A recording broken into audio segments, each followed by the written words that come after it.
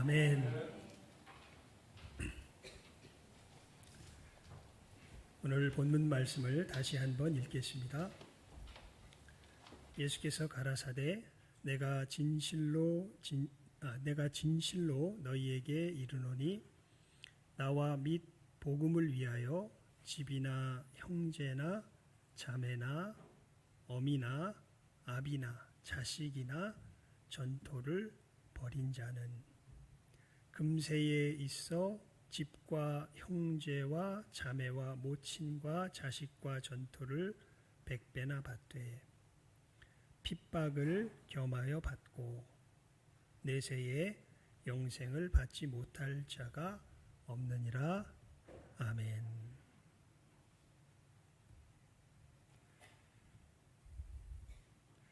말씀의 내용은 너무 분명합니다.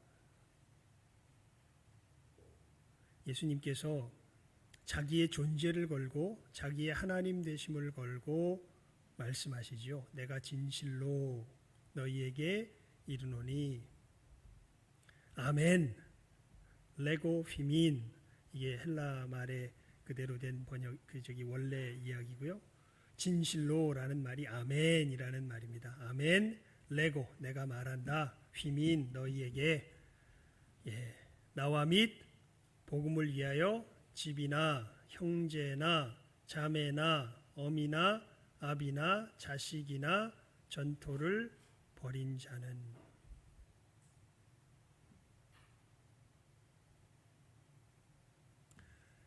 여러분, 예수님과 복음을 위하여 집이나 형제나 자매나 어미나 아비나 자식이나 전토를 버렸습니까?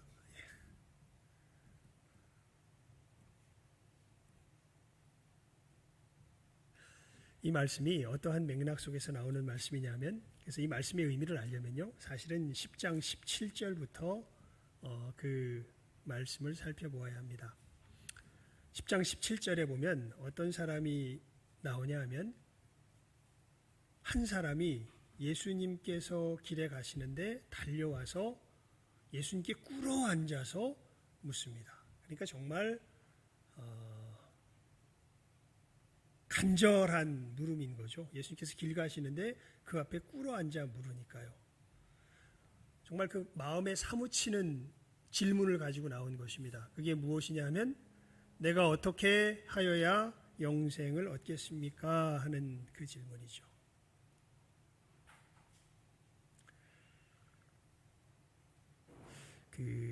지금 세대가 정말 어두운 세대가 된 것이라는 생각이 드는 것은요, 아마 이러한 질문을 하는 사람이 있을까?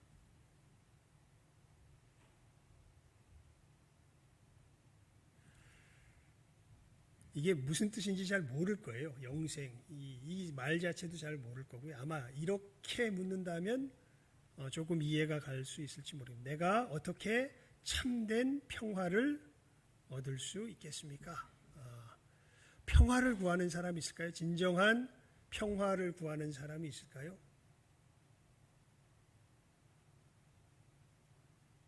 자기 양심에 자기를 고통스럽게 하는 그 죄책에 있어서 참된 평화를 구하는 사람이 있을까요? 예.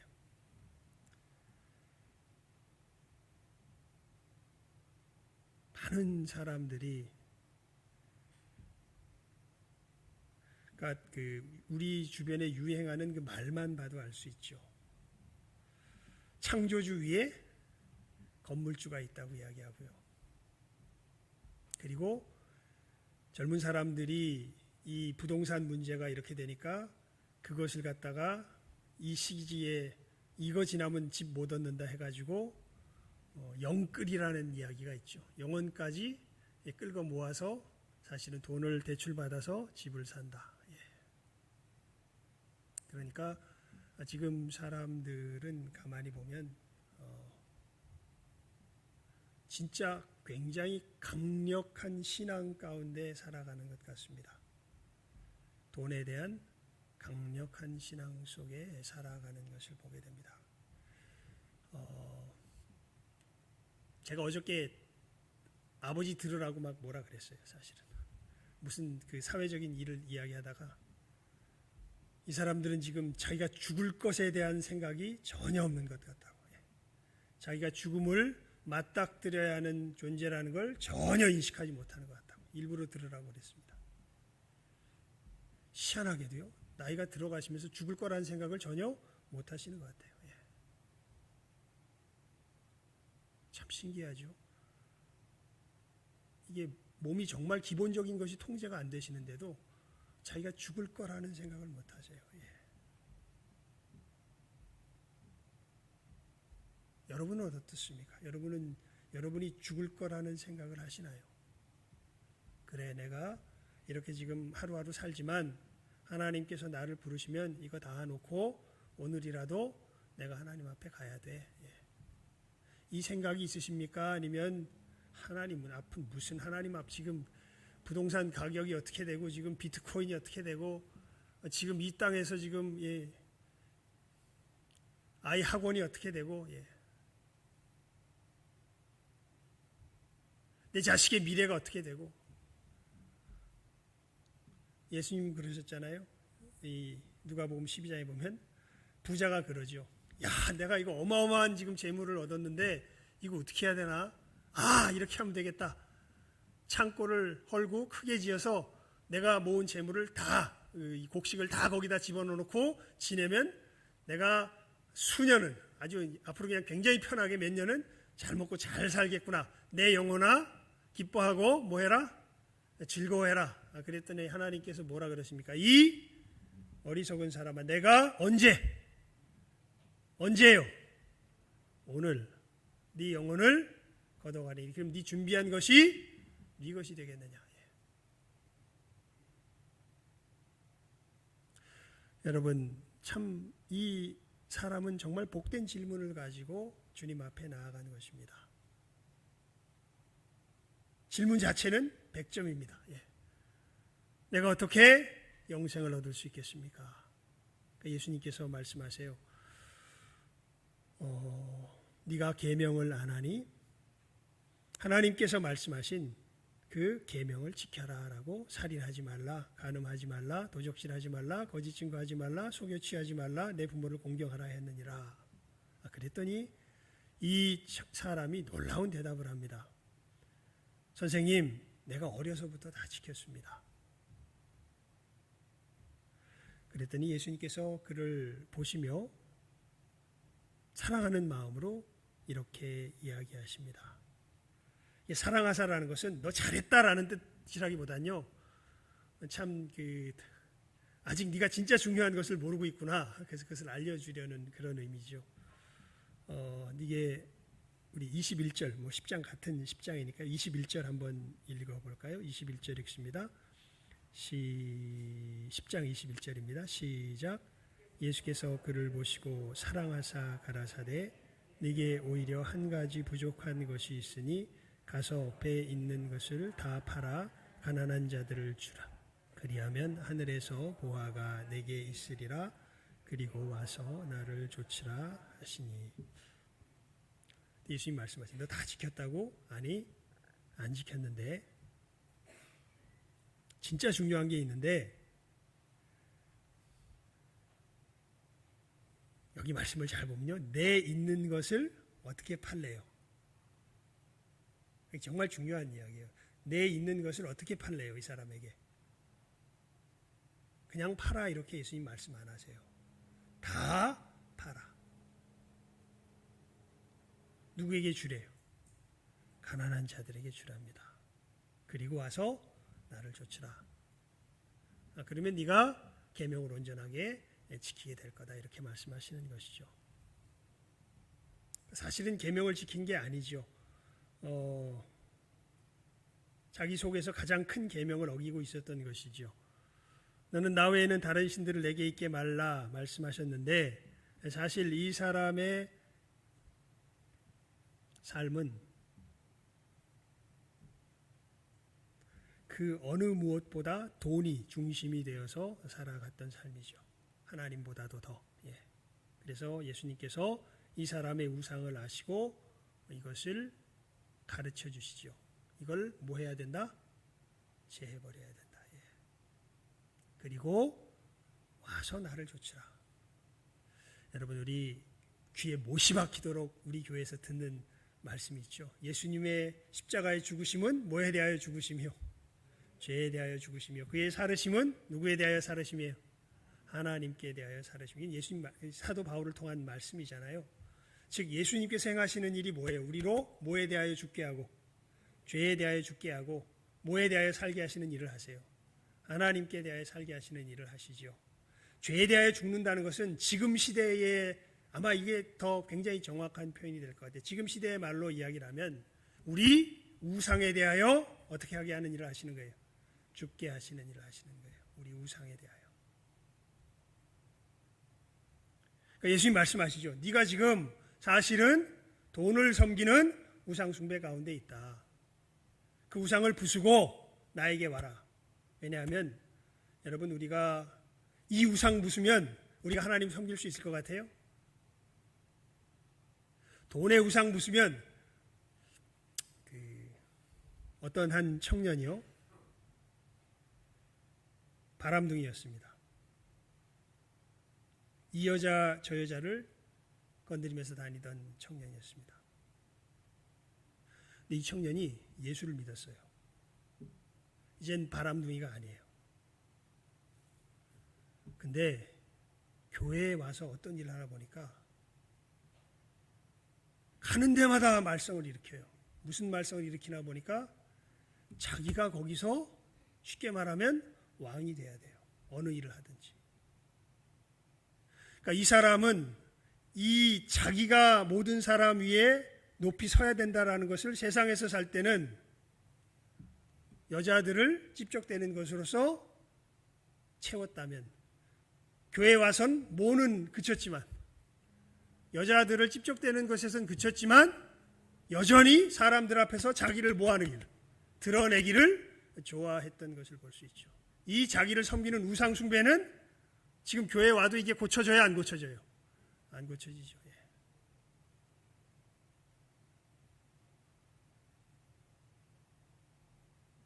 그래서 우리가 누구께 나가야 돼요?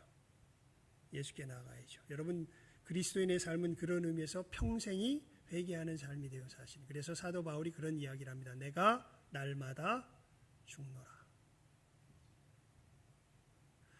하나님의 사람들은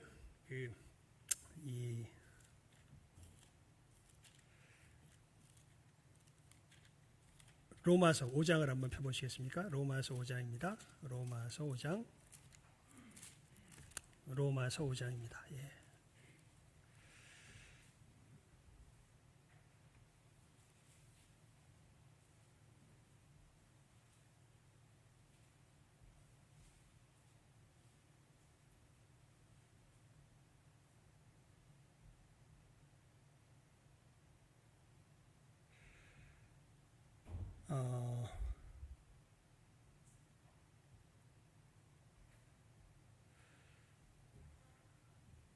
우리 6절 말씀 함께 시작하면 읽습니다. 시작. 우리가 아직 연약할 때에 기약대로 그리스도께서 경건치 않은 자를 위하여 죽으셨도다. 아멘. 여러분, 이 하나님께서 우리를 의롭다 하신 그 의롭다 하심의 믿음을 가진 사람들은요, 5장 6절에도 나오지만 더 분명히 4장 5절에 더 분명하게 나오네요. 우리 시작하면 읽어볼까요? 로마서 4장 5절입니다. 시작. 이를 아니할지라도 경건치 아니한 자를 의롭다 하시는 이를 믿는 자에게는 그의 믿음을 의로 여기시나니. 여기 보면 굉장히 놀라운 표현이 나와요. 사도 바울이 하는 이야기 중에 예수 믿는 사람들의, 예수를 믿어서 구원 얻은 사람들이 이 땅을 살아갈 때 그 사람의 현실적인 모습인데요. 이 예수를 믿는 사람들은 자기 자신의 모습을 볼 때 자기를 경건하다고 생각할까요? 불경건하다고 생각할까요? 불경건하다는 걸 알아요. 예, 그렇잖아요. 오늘 우리 찬양대가 찬양했는데 이 세상 속한 그 뭐예요? 여기 허영심 이긴 사람 손 들어보세요. 난 허영심이 없어요. 나는 허영심에서 자유해요. 손 내려야 되겠습니다. 저부터 손 내려야 되겠습니다. 아무도 없습니다. 예. 예수, 이 허영심이 있으면 이게 경건한 사람이에요? 불경건한 사람이에요? 불경건한 사람이에요, 사실. 예. 정직한 사람은 그것을 알아야 자기가 불경건하다라는 걸. 그런데 이 불경건에도 불구하고 내가 하나님 앞에 어떻게 여기심을 받는다는 걸 동시에 알아요? 의롭다 여기심을 받는다는 것을 동시에 알아요. 이게 이제 예수 믿는 사람들의 신비예요. 예. 예수님의 십자가의 역사로 이 불경건한 자가 하나님의 은혜 가운데 의로운 자로 여기심을 받았고 내 속에서 이 불경건이 척결되는 것을 경험하며 살아가요. 그게 신자의 삶이에요. 그게 회개하는 삶이에요. 그게 우리가 평생을 걸어가는 걸음이 돼요. 그래서 예수님께서 이 부자 청년에게 말씀하신 거예요. 그것을 버리고 그 다음에 어떻게 해라? 그러면 그것만 버리면 이 사람이 하나님을 섬길 수 있나요? 못 섬겨요. 그래서 예수님께서 뭐라 그러세요? 그 후에 누구에게로 와라? 내게로 와라. 예. 나를 쫓아라. 그랬더니 이 사람이 어떻게 합니까? 우리 다시 마가복음으로 돌아가서 22절 말씀 읽도록 하겠습니다. 시작하면 읽죠. 시작. 그 사람은 재물이 많은 고로 이 말씀을 인하여 슬픈 기색을 띠고 근심하며 가니라.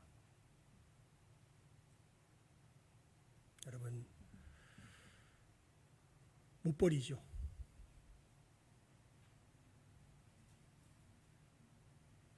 이 사람 이야기를 보면요, 예수님께서 길에서 걸어가는데 성경 다른 곳에 보면 관원이라고도 이야기하고 젊은 사람이라고도 얘기해요. 그러니까 젊은 나이에 굉장히 돈이 많고 이스라엘 사회 속에서 굉장히 높은 지위를 가지고 있는 사람이에요. 근데 그런 사람이 예수님께서 길에 가는데 길 바닥에 꿇어 앉아서 물을 정도로 정말 간절했던 사람이에요.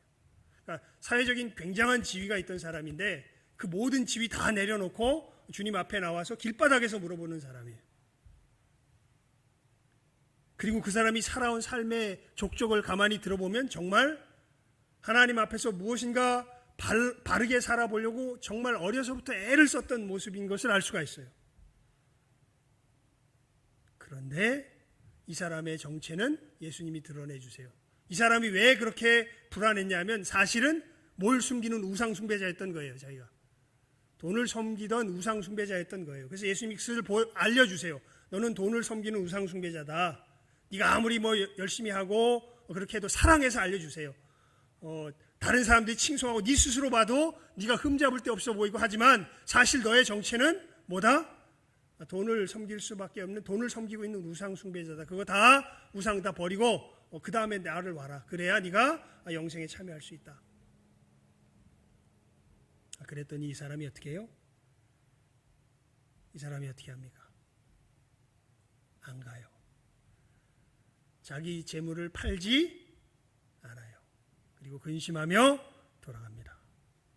그래서 예수님께서 그 상황을 보시면서 이제 제자들에게 23절부터 말씀을 하세요. 재물이 있는 자는 하나님 나라에 들어가기가 심히 어렵도다 하시니 제자들이 그 말씀에 놀라는지라. 예수께서 다시 대답하여 가라사대 얘들아 하나님 나라에 들어가기가 어떻게 어려운지 약대가 바늘기로 나가는 것이 부자가 하나님 나라에 들어가는 것보다 쉬우니라. 이렇게 말씀하십니다. 이게 무슨 얘기냐면 나는 돈이 없으니까 하나님 나라에 쉽게 들어갈 얘기가 아니, 여기서 부자는 돈이 많은 사람을 이야기하기보다는요, 자기 손의 힘으로 자기를 건지려는 사람을 이야기를 해요. 한마디로 말하면 그런 점에 있어서 이 사람은 사회적으로 굉장히 자타가 공인하는 성공적인 사람인 것입니다. 그런데 그 정체는 뭐예요? 돈을 숭배하는 우상 숭배자인 것이죠.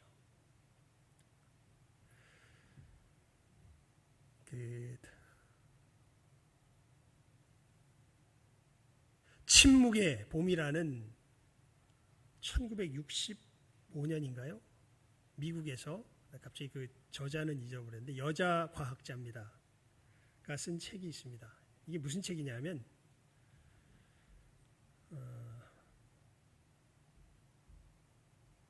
DDT 뭐 이런 농약의 해악성에 대하여서 사실은 이 최초로 미국 사회에서 1960년대에 나온 책이에요. 농약의 위험성에 대해서.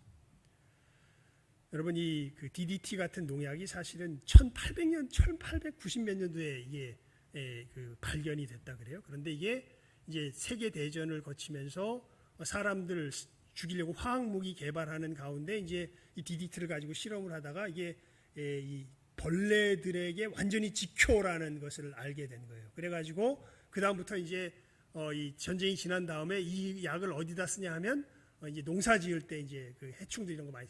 여러분 아마 여기 몰라 우리 이복순 집사님은 경험 못했을까? 저 같은 경우에는 어렸을 때 그 동네마다 이렇게 그 이렇게 방역차 하얀 연기 내면서 이렇게 막 다니는 차 있었잖아요. 그게 다 DDT입니다.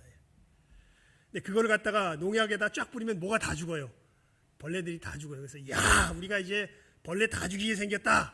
다 죽여서 이제 우리가 그냥 곡식만 싹싹 뽑아서 이제 우리가 정말 잘 먹게 생겼다 이렇게 생각했더니 이 곡식을 먹은 새, 이 곡식을 먹은 소 이런 것들을 먹다 보니까 한 10년, 20년 지나니까 사람들이 어떻게 되기 시작해요? 죽어나가기 시작합니다. 농약이 쌓여서. 그래서 그 폐해를 알린 책이 바로 그 침묵의 봄이라는 책이에요. 이 책을 이 사람이 내려고 할 때 소위 화학 그 비료 만들고 하는 사람들의 압력이 엄청 강했다 그래요. 내지 못하게 하려고 자기 사업 망하니까.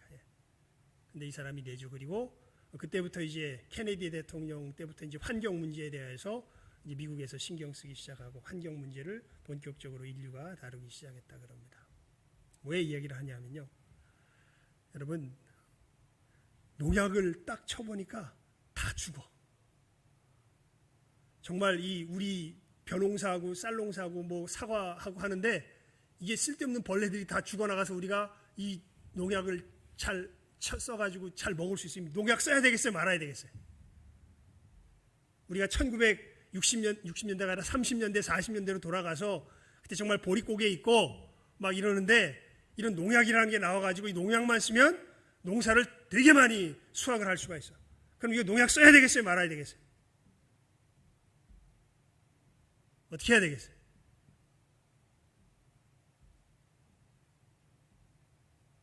멀리 갈 것도 없죠, 여러분. 눈 한번 질끈 감으면 돈이 수억이 떨어져. 말 그대로 눈 한번 뭐 하면 돼? 질끈 감으면 돼.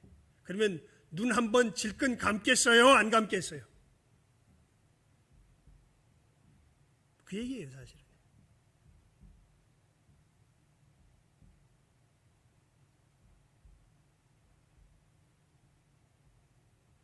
우리는 우리가 가진 것으로 우리를 구원할 수 있다는 이 생각에 사로잡혀서 벗어날 수가 없어요, 사실은. 내 손에 든 것이 없으면 불안해서 견딜 수가 없습니다.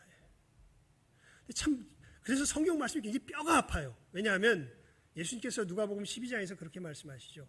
사람의 생명이 그 소유에 넉넉한 데 있지 않다. 근데 우리는요 아주 뼛속 깊이 어떤 생각에 사로잡혀 있냐면 내 생명은 내 뭐에 넉넉함에 있다.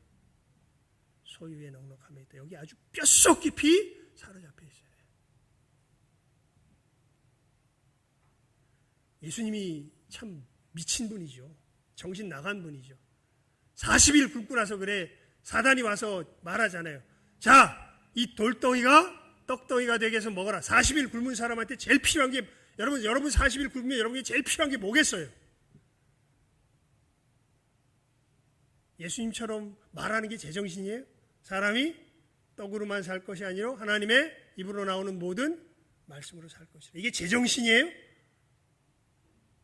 아멘 할렐루야는커녕 냉정하게 정직하게 여러분의 마음 깊은 곳에서 스스로 정직히 한번 대답해 보세요. 이게 제정신이에요? 아니면 미친 소리예요? 내가 보기엔 미친 소리인데 이게 근데 뭔 거예요? 진리인 거예요. 이게 내 속에서 진실하게 인정이 돼야 이 사람이 진짜 제대로 된 가치관을 가지고 제대로 된 인간다운 삶을 살아갈 수 있는 사람인 거예요. 이런 사람이야말로 진짜 하나님을 섬기는 사람인 거예요.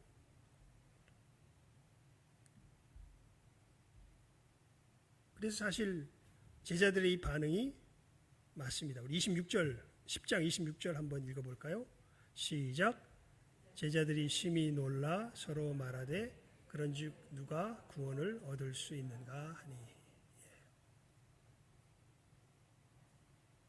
그러니까 이 제자들의 반응이 정직한 거예요. 사실 예수님께서 말한 것은 이게 말 내용은 알겠는데 전혀 우리 마음에 와닿지가 않아요. 그러면 어떻게 우리가 구원을 얻을 수 있단 말입니까? 이렇게 이야기하죠. 예수님께서 말씀하세요. 우리 27절 말씀 읽습니다. 시작. 예수께서 저희를 보시며 가라사대 사람으로는 할 수 없으되 하나님으로는 그렇지 아니하니 하나님으로서는 다 하실 수 있느니라. 아멘. 여러분, 그 일이 어떻게 일어나요? 누구의 손에서 일어나는 게 아니건 우리 손에서 일어나는 게 아니에요. 이것은 누구의 손에서 일어나야 돼요? 하나님의 손에서 일어나야 돼요. 그래서 하나님이 보내주신 분이 누구세요? 예수님이세요. 그리고 예수님이 그 일을 하러 오신 것이죠. 베드로가 여자와 가로되 보소서 우리가 모든 것을 버리고, 그러면서 가만히 보니까 베드로가 신기한 거예요. 왜냐하면 저 사람 얘기를 봤을 때는 자기도 불가능할 것 같은데 자기를 보니까 자기는 어떻게 하고 지금 예수님을 쫓고 있어요. 예수님께서 하신 말씀이 자기한테는 그대로 이루어졌잖아요. 사실은 베드로는 뭘 버리고 예수님을 쫓았던 사람이에요. 따라오너라 그럴 때 뭘 던지고 예수님을 쫓아가요. 마가복음 1장을 한번 펴보십시오. 마가복음 1장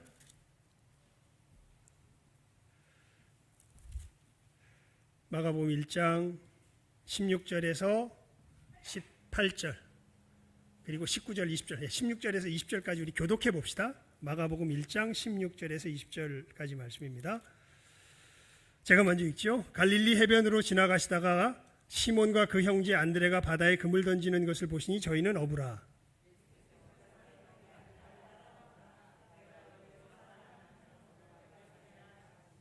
곧 그물을 버려두고 조치니라.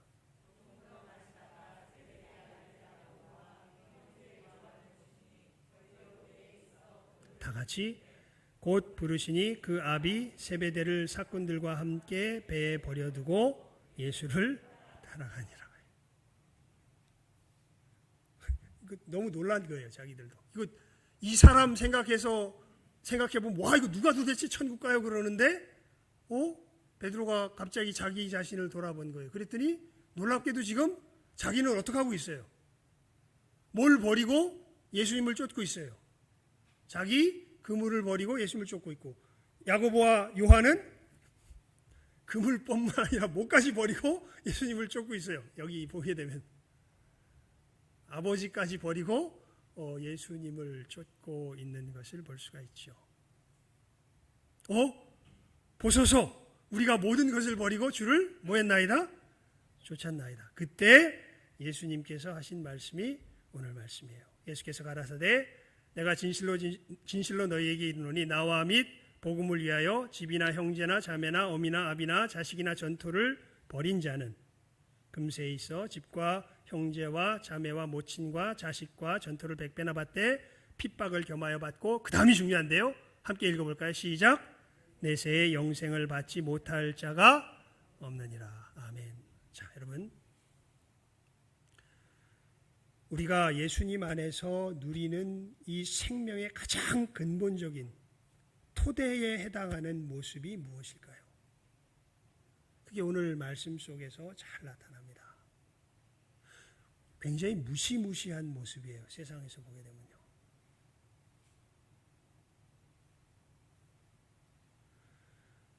하나님 외에 만약에 그 하나님의 자리에 부모가 올라간다면 부모도 뭐하고? 버리고. 그 하나님의 자리에 자식이 올라간다면 자식도 뭐하고? 버리고. 그 하나님의 자리에 자기 집이 올라간다면 그 집도 뭐하고? 버리고. 우리 오늘 뭐라고 인사 나눴죠? 오직 하나님께 뭐가 있습니다? 영광이 있습니다.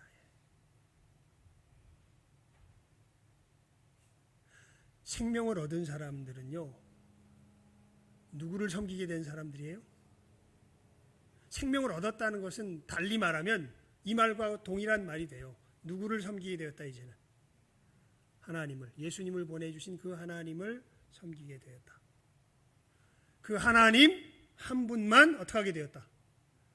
이게 무슨 얘기냐면 진리를 알았다는 얘기인데요.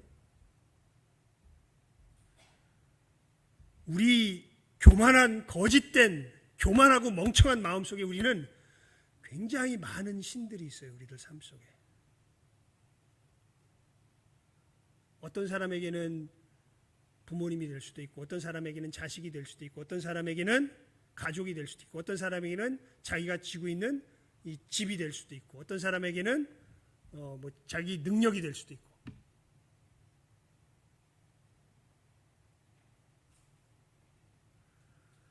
우리는 우리의 삶의 진정한 안정과 가치와 의미와 평화를 주는 대상이 그분은 오직 누구 한 분뿐이신데, 사실 하나님 한 분뿐이신데, 이 하나님 외에 거기에 부모를 대치할 수도 있고, 돈을 대치할 수도 있고, 자기 능력, 자기가 배운 학문, 여러 가지 것들을 거기다 다 올려놓을 수가 있어요. 그런데 예수 안에서 구원을 얻었다는 건 신기하게 이 모든 것들이, 이 가짜 신들이 가짜라는 걸 알았고, 진짜 신은 하나님 한 분밖에 없다라는 걸 어떻게 한 거예요? 안 거예요. 그게 뭘 얻었다는 거예요? 생명을 얻었다는 거예요. 물론 우리는 우리들을 괴롭히는 여러 우상에 대한 씨름, 그래서 아까도 말씀드렸죠. 우리 크리스찬의 삶은 계속해서 무엇을 버리고, 우리들 속에 있는 우상을 버리고 참된 하나님으로 섬겨가는 삶의 연속이라고. 살아가다 보면 우리들이 빠지기 쉬운 우상이, 아까 그 젊은 사람 예로 들었지만, 세상에 있을 때는 여자 건드리는 것으로 나타나는데 교회에 오니까 지가 자기 남들 위해 서는 것으로 나타난단 말이에요. 우리에게는 우상이 언제까지? 고백을 하십니다. 언제까지? 죽을 때까지. 그칠까요? 안 그칠까요? 안 그쳐요. 여러분들, 그래서 아까 이 로마서 4장 몇 절입니까? 거기 보면 예수를 믿는 사람들은요, 자기가 뭐하다는 걸 아는 사람들이에요. 실제로 자기 이 속사람이, 속이 아니라 마음이, 속사람은 아니죠. 더 깊은 곳이 속사람이니까 자기 마음이, 자기가 느껴지는 마음이 어떡하다는 걸 아는 사람들이에요. 경건해요? 불경건해요? 불경건하다는 걸 아는 사람들이에요. 자기가 어떤 부분에 들어가면 쉽게 우상 숭배자가 된다는 걸 아는 사람들이에요. 그래서 누구의 이름을 불러요? 예수의 이름을 불러요. 그리고 무엇을 이길 줄 알아가요? 자기 우상을 이길 줄 알아가요. 이게 우리 예수님 안에서 누리는 생명의 뭐예요? 오늘 설교 제목이 뭡니까? 생명의 토대예. 그러니까 이것이 구체적으로 삶 가운데 드러나는 게 영생의 삶이에요, 사실은. 영생의 삶, 예수님 그러셨죠. 영생은 곧 유일하신 참 하나님과 그의 보내신 자 예수 그리스도를 뭐 하는 것이니이다? 아는 것이니이다. 그러니까 하나님을 아는 거예요, 삶 속에서. 하나님이 진정 하나님이신 것. 우리의 삶의 진정한 가치와 의미는 오직 하나님 한 분께로만 온다라는 것을 자기 삶 속에서 진실되게 인정하며 살아갈 줄 아는 것. 이게 무슨 삶이에요? 이게 영생의 삶이에요. 영생이 뭐 복잡한 거 아니에요? 그 점에서 영생이 무슨 저기 나중에 예수님 재림하신 다음에 누리고 그러는 게 아니에요? 영생의 삶은 누구를 아는 삶인 거예요. 이렇게 하나님을 아는 삶인 거예요. 이 하나님을 아는 삶은 다른 것이 아니라, 제가 그래서 그런 표현으로 여러분들에게 알려드렸죠. 하나님의 절대성 앞에 뭐 할 줄 아는 삶, 무릎을 꿇을 줄 아는 삶. 아무리 자기가 신앙 좋네, 그럴듯하네 그렇게 보여도요, 그 사람에게 하나님이 요구하시는 하나님의 말씀이 있어요. 마치 누구처럼? 오늘 말씀에 나와 있는 부자 청년처럼. 어려서부터 다 지키고 남들 보기에 번듯하고 머리도 똑똑하고 지위도 있고 소위 말하는 엄마 친구 아들이죠. 예. 모든 것을 다 갖춘 정말 얘만 같으면 더할 나위 없는. 그런데 이 사람도 사실은 뭐예요? 우상 숭배자인 것이죠. 오히려 진짜 그리스도인들은 세리처럼 하나님 나는 죄인이로소이다. 나를 불쌍히 여기소서. 그냥 거기서 불쌍히 여기소서 하고 우거지상만 쓰고 있는 사람이 그리스도인이 아니라 그 불쌍히 여기소서 주님 앞에 진실되이 기도하고 나가면 주님께서 누구처럼? 이 베드로처럼 그랬더니 내가 어떻게 하게 돼요? 내 뭘 버리고 주님을 좇을 수 있게 돼. 그물을 버리고 주님을 좇을 수 있게 되고 심지어 누구까지 버릴 수 있게 돼요. 그 점에 있어서는 아버지까지. 이건 아버지를 버려야 된다는 뜻이 아니라 아버지가 지금 어느 위치에 올라와 있다는 거예요. 잘못된 위치에 올라와 있다는 거예요. 아버지 위치를 제대로 조정해 준 거죠. 아버지는 누구 밑에 가야 돼요? 여러분 자식은 누구 밑에 가야 돼요? 여러분의 집은 누구 밑에 가야 돼요? 여러분의 직업은 누구 밑에 가야 돼요? 이게 돼야 되는데 안 되는 분들 많죠. 그래서 괴롭죠.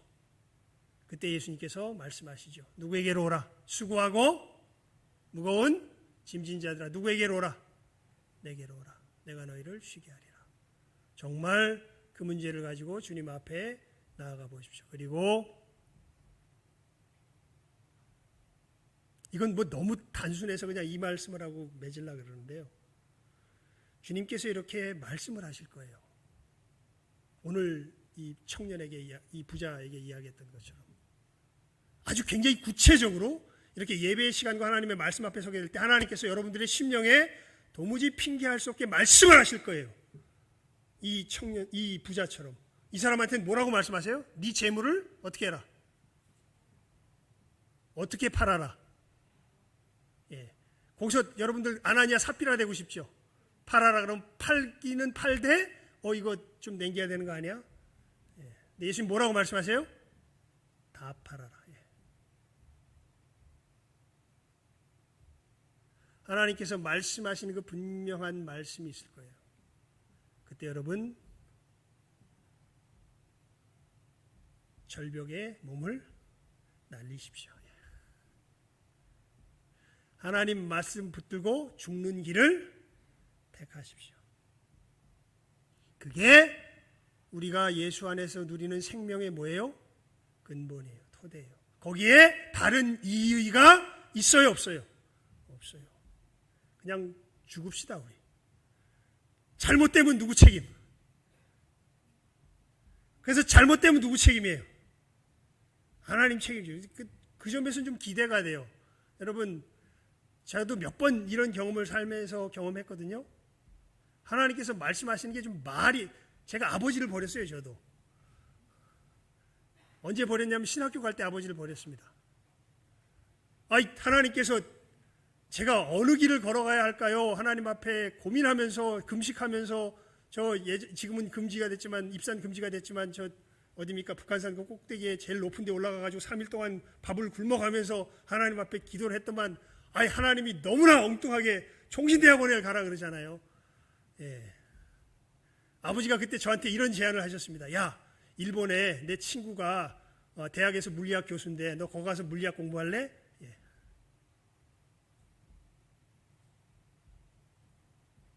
근데 하나님 앞에 기도했더니 하나님이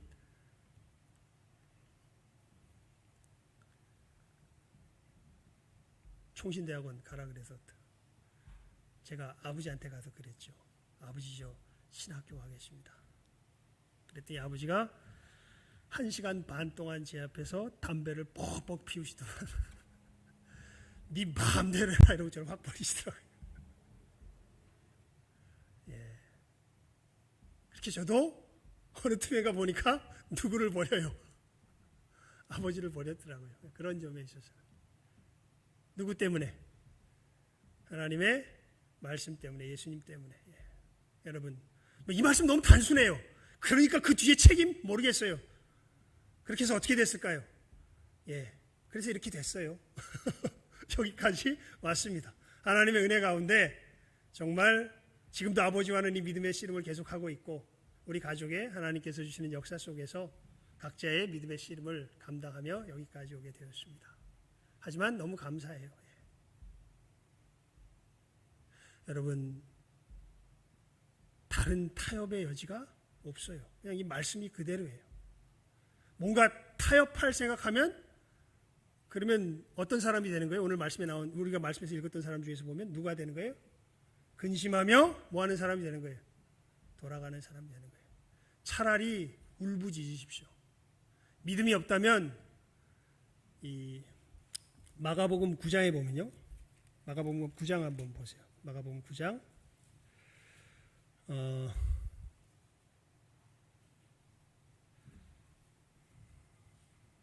22절에서 24절 말씀입니다. 우리 함께 읽어봅시다. 22절에서 24절 말씀 시작. 귀신이 저를 죽이려고 불과 물에 자주 던졌나이다. 그러나 무엇을 하실 수 있거든 우리를 불쌍히 여기사 도와주옵소서.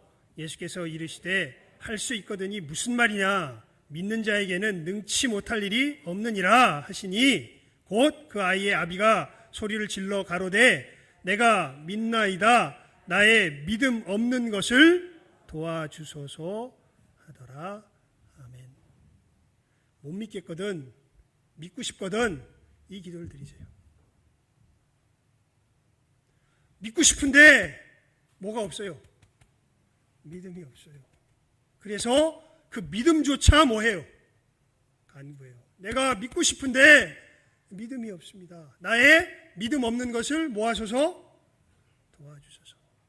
많은 사람들이요, 예수님께서 말씀하신 대로 믿는 게 아니라 자기 소원을 하나님 앞에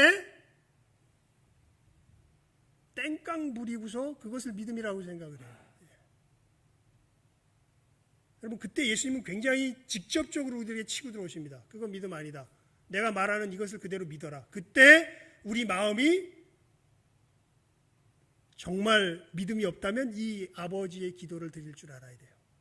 와, 이게 주님의 말씀이구나. 믿음이 있는 모습은 제자들이 보여줬죠. 그러니 버리고 나를 쫓아라 그랬더니 뭘 버리고 쫓아버려요? 자기 아버지도 버리고 자기 그물도 버리고 쫓는단 말이에요. 근데 이 사람은 쫓아라 그랬더니 이게 쫓을 수가 있어요? 없어요? 없어요. 그러면은 어떻게 해야 되겠어요? 이 아버지처럼 기도해야지. 내가 그 문제를 가지고 왔는데 주님께서 답을 주시는데 그 답을 주셨는데 못 받아요. 안 믿어요. 지 마음대로 바꿔버리고 지 뜻대로 가버려요. 이 사람은 주님의 구원에 참여할 수 있을까요? 없을까요? 못합니다. 하나님의 생명에 참여할 수 있을까요? 없을까요? 못합니다. 평생 자기가 머릿속에 그린 가짜 신 속에서 헤매다 지옥으로 들어가게 될 겁니다. 진짜 믿음의 사람은 말씀하시면 그대로 뭐하는 사람들이에요? 믿는 사람들이에요. 자기 몸을 그 말씀을 붙들고 절벽을 뭐하는 사람들이에요? 뛰어내리는 사람들이에요. 여러분이 분명한 우리 생명의 근본 토대를 잘 아실 수 있길 바랍니다. 이 믿음의 결단이 결정적인 순간에 하나님께서 내 삶 가운데 분명하게 말씀하시는데 이것을 믿지 못하고 뛰지 못한다면 그럼 제가 분명히 여러분들에게 이 순간 예수님의 이름으로 확증을 드립니다. 여러분은 믿음의 사람이 아닙니다.